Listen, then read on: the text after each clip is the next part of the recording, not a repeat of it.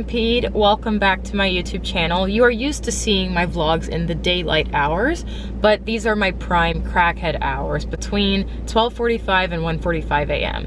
I was lying in bed, thinking about my inevitable death, staring at the ceiling. Then this overwhelming force came over me. I need a taco. So I'm on the hunt for a taco. LA is not the best for late night food. New York is, but we're gonna see what we can find. So as you know, when I'm driving, I can't play the radio because copyright, I can't make money on these videos. I mean, don't get me wrong, I made videos for free for a very long time, but it's 2020, we're trying to get that coin. I need the money to buy my tiramisu. So, I can't turn the radio on. I'm going to sing a popular song. Okay, you pick.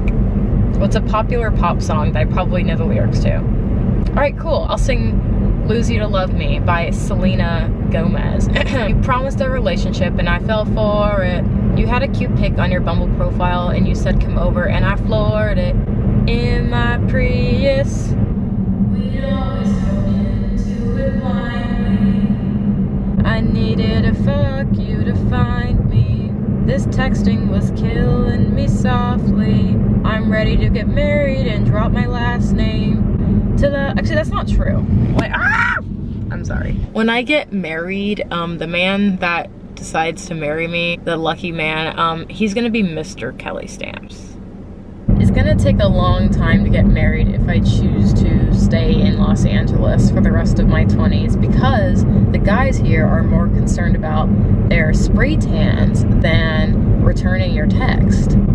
Hi everybody, I have a problem amongst many. I left my phone at home. I can't find this late night taco truck and I need to find it. I don't know where it is. Someone just told me it's near Santa Monica Boulevard and Barrington. I am here, I don't see a taco truck. I don't smell anything. So this, how did they survive back when fucking, I don't know, like Moses was like, yeah, just turn left on Sepulveda 3 miles past the fucking donkeys. I'm sorry, I don't know what I'm saying. It's late. I need a taco!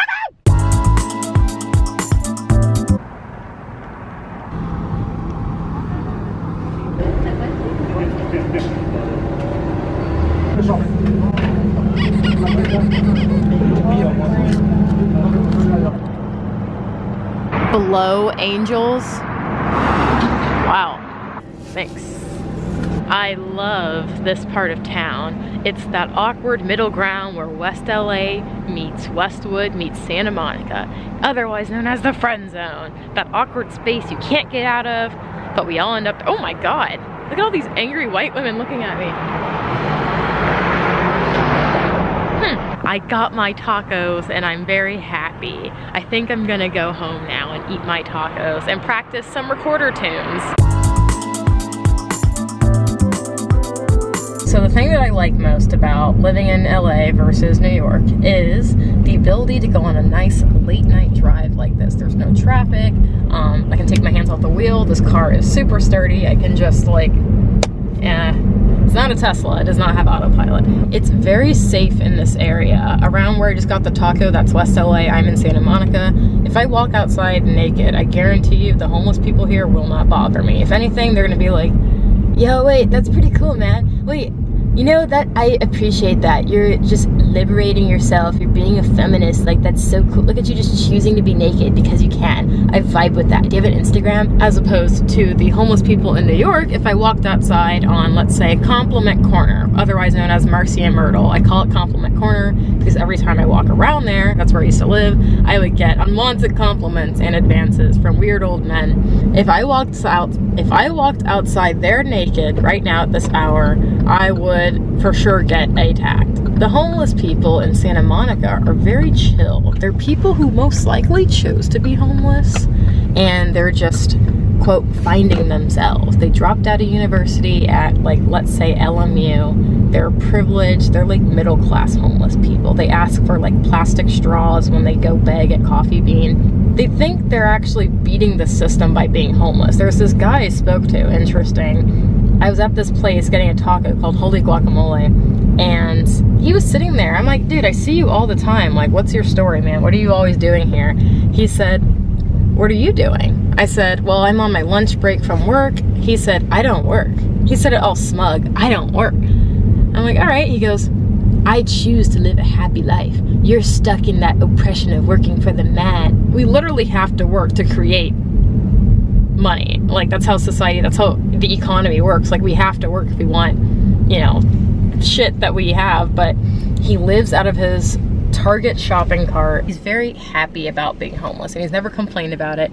He uses the free Wi-Fi at the Tom's Cafe to surf the internet on his like old MacBook, and he just surfs the internet all day long. But I would never just choose to be homeless. I'm not like, no, I have to work or else I'll go crazy. But I would like to work for myself one day.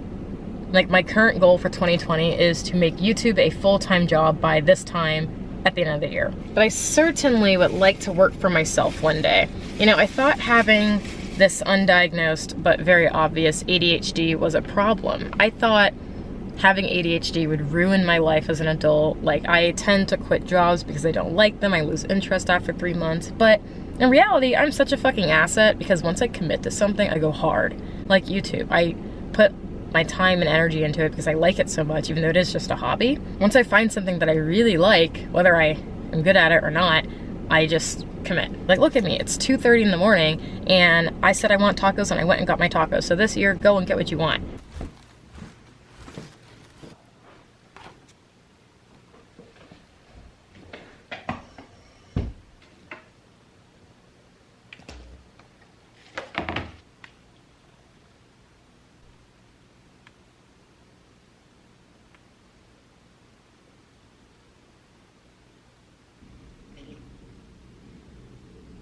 Me to the headboard and in New York City, the dedicated detectives who investigate these vicious felonies are members of an elite squad known as the Special Victims Unit. These are their stories.